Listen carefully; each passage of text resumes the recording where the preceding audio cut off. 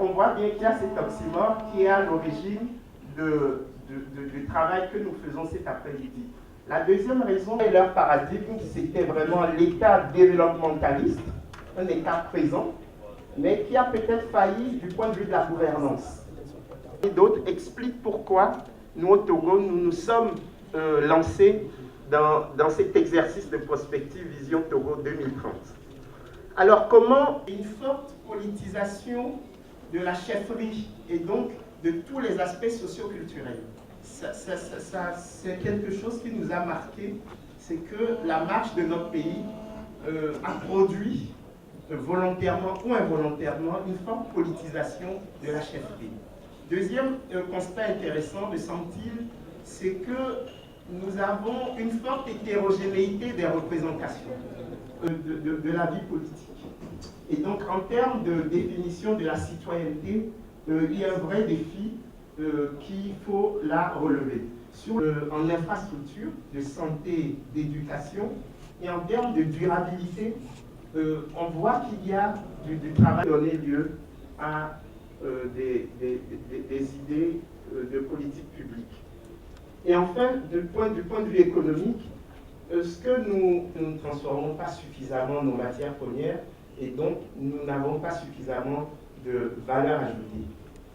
Et donc voilà quelques éléments du diagnostic. Là, nous sommes dans une phase qui consiste à identifier les éléments structurants à partir de ce diagnostic. Quels sont les invariants du système Togo? Qu'est-ce qui ne change pas? Quelles sont les tendances lourdes? Qu'est-ce qui change, mais pas suffisamment pour impacter le Togo à l'horizon 2030? Quels sont les signaux faibles ou germes de changement? C'est-à-dire qu'est-ce qui aujourd'hui couvre, mais qui peut demain devenir explosif dans un sens positif ou négatif?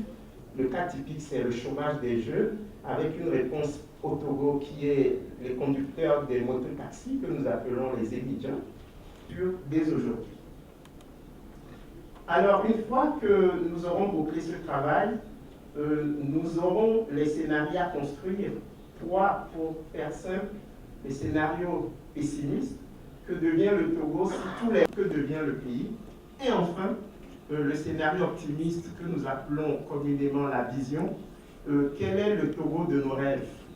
On se rend compte dans le diagnostic sur la politique que nous avons beaucoup travaillé en Afrique subsaharienne sur les questions liées à la légalité, donc la transparence des élections, la capacité des dirigeants à avoir un poids. Un deuxième défi, c'est le défi de la cohérence des politiques publiques. Et depuis ce matin, on l'observe, on a l'impression qu'on peut tout faire.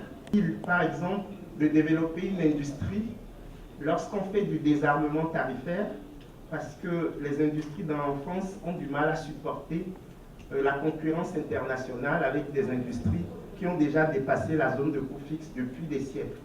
Et donc il y a là également, me semble-t-il, un défi en termes de réappropriation des outils, des instruments de notre souveraineté économique. Je crois que dans le cadre des débats, nous pourrions revenir sur un certain nombre des éléments. Je vous remercie, Monsieur le Ministre, de nous avoir partagé ce diagnostic. Sabina Maganga, directrice de la planification au Kenya, pour nous parler de l'expérience kenyenne de l'élaboration de Vision 2030. In 2007, become a middle-income country, industrialize and ensure that all citizens enjoy a high quality of life. This document is being implemented in 5-year successive plans. The first plan was 2008 to 2003, so we have completed that one. And we are now in the second phase of implementation, which is 2014 to 2017. Others.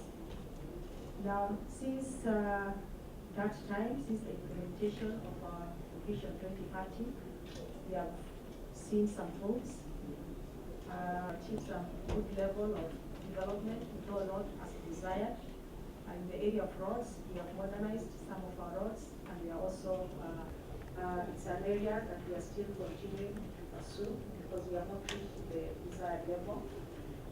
Energy also in terms of distribution and production.